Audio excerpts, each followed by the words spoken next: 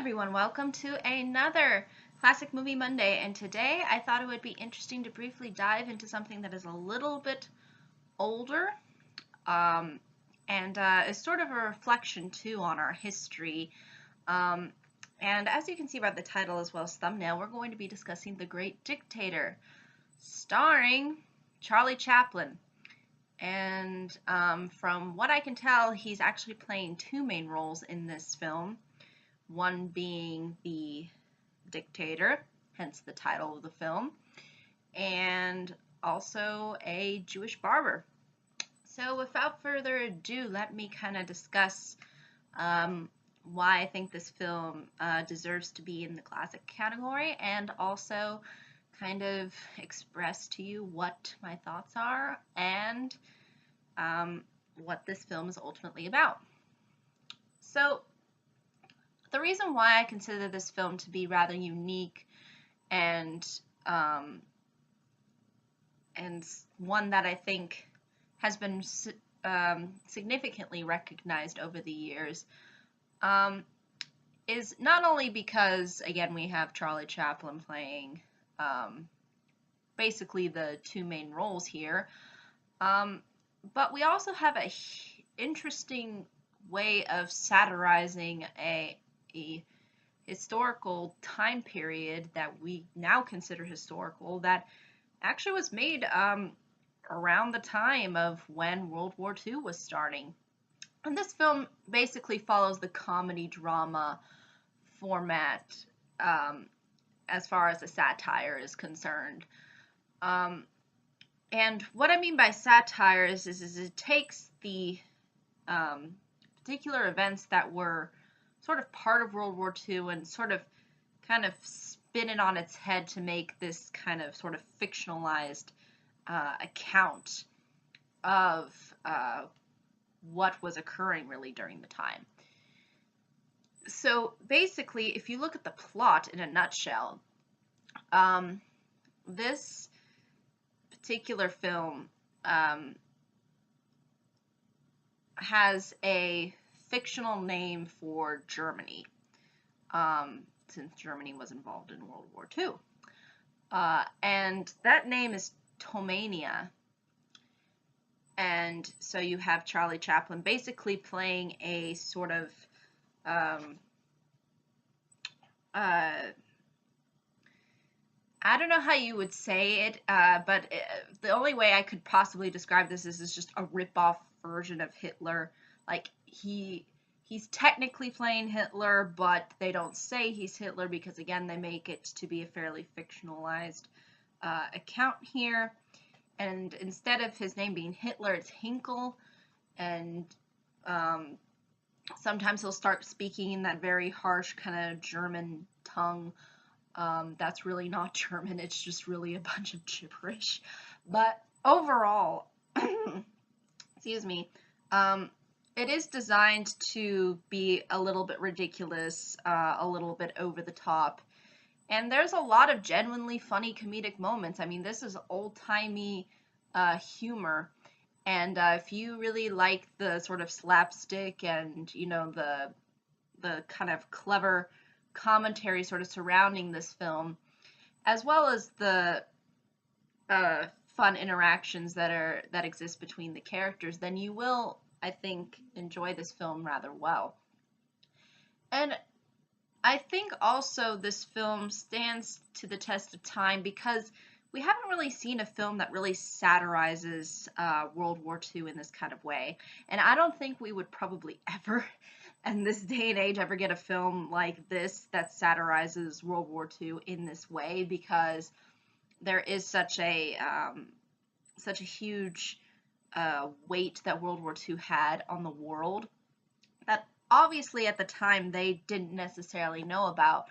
But it seems clear from what's presented within the film, they kind of knew at least a little bit of what was going on as far as the persecution of the Jewish people was concerned and all of that. So there was this sense of trying to put this film in the context of the real world and what was going on. and also kind of put a funny spin on it by not having it be taken seriously all the time, inserting humor, and, not making it actually about World War II, but a fictionalized sort of version of World War II. And I think the only other film that comes close to sort of satirizing a little bit of sort of where we stand now as a society is probably Idiocracy. If you watch that film, you'll probably see kind of the similarities of how it's basically satirizing the world that sort of exists possibly within the future, but in a way that sort of reflects, again, the time period in which that sort of film was taking place, which, again, is ultimately in the future, but again, I think it is sort of playing with the concept of, having an increasing amount of people who are incapable of average intelligence. So again, there are these kinds of interesting things that this film sort of does, and it's never been done, I think, to this full extent. And I think by not sort of choosing a side as to whether to be fully embracing of the complete humor and ridiculousness of it, and also not going the complete serious route, I think works well with this satire, because it's trying to be outlandish, but then at the same time it's also trying to bring in some very interesting messages. And I think all those messages carry throughout the film. And you'll ultimately see what happens to the great dictator at the end of the film. And I think it just sort of highlights the things that were involved within this time period, as far as one of the two basically main Axis powers, Mussolini and Hitler, coming together and basically arguing over who has power, and sort of Hitler's persecution of the Jews is the part of it that's treated as a little bit more serious, except when basically the fake Mussolini and the fake Hitler are kind of fighting against each other over land and such. That's where it gets very goofy and just downright funny. But when and even in certain parts of the ghetto, they kind of treat it as kind of as something to laugh at, when the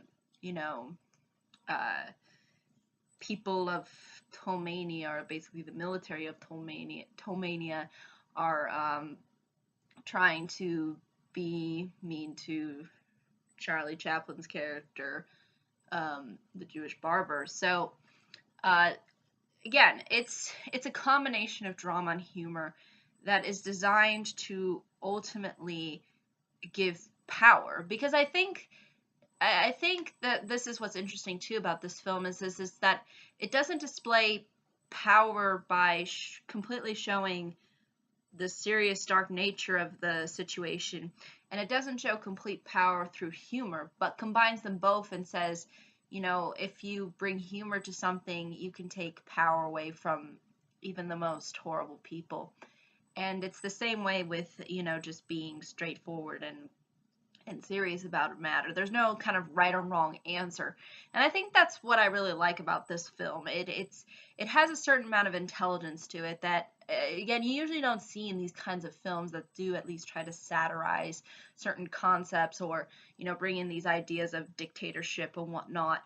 And this one was done really well, and just written really well. The speech at the end is just the best kind of a speech and kind of message that you would want to get across to people, as far as, sort of those ideas of democracy and of, I think you could almost even say, to capitalism, because he does bring up the idea of people sort of working together to kind of benefit humanity by, you know, being innovative and with creating new inventions and things like that. So it's really trying to bring in the ideas that hold true to sort of Western civilization and what have sort of built up Western civilization, and trying to kind of demonize and make fun of, you know, the stupidity that surrounds sort of dictatorship. And I think that's really what makes this film work so well. It knows how to carry its message with jumbling things together, and usually films don't really do this because it usually ends up being a detriment. But the fact that this film sort of took this risk and did it in a way that was so unique, I think it's just brilliant, and it's just nice to see these kinds of films. And I think it's definitely one of Charlie Chaplin's greats. And even though he technically talks within this film, there's still a lot of enjoyment and a lot of passion that's expressed through his performances. And I think overall this film really does work. If you don't mind satire, if you enjoy kinds of films that are really bringing in some interesting commentary when it comes to sort of World War II and doing it in a really interesting and creative and also unique way, then I think this film would be for you. If you're kind of uncomfortable with the idea of maybe humorizing a little bit of what occurs within World War II, that might be a little bit of a discouragement. But for me personally, I didn't feel like that they were like insulting anything so much as they were just insulting the sort of bad sides of of World War II by sort of making fun of them, and at the same time, you know, treating it with a level of weight and taking its audience seriously. It doesn't talk down to you, this film, I believe. But some people might perceive it that way only because it is inserting humor. But I think the humor ultimately works to the film's advantage more than its disadvantage, and I think its drama works really well as well. But yeah, I think that's really ultimately all I can say about this film without really giving too much away. And as far as plot is concerned, besides knowing the fact that it is sort of a satire and it's addressing World War II. Want some? No, thank you, Nicholas. That's really ultimately all you need to know basically going in, and the fact that Charlie Chaplin plays two very different characters, one being an evil dictator and one being a Jewish barber who manages to sort of save the day, so to speak, in a very I would say in a very sneaky sort of way. He just kind of inserts himself in there at the end. So yeah, I mean, I think that's really though ultimately all I can say, though, without really spoiling too much for everybody. But yeah, if there are any questions, comments, concerns, I'd be more than happy to answer them. Thank you so much for watching. I hope you all have a pleasant day, week, month, and year, and I hope to see you all in the next video. Take care. Bye-bye.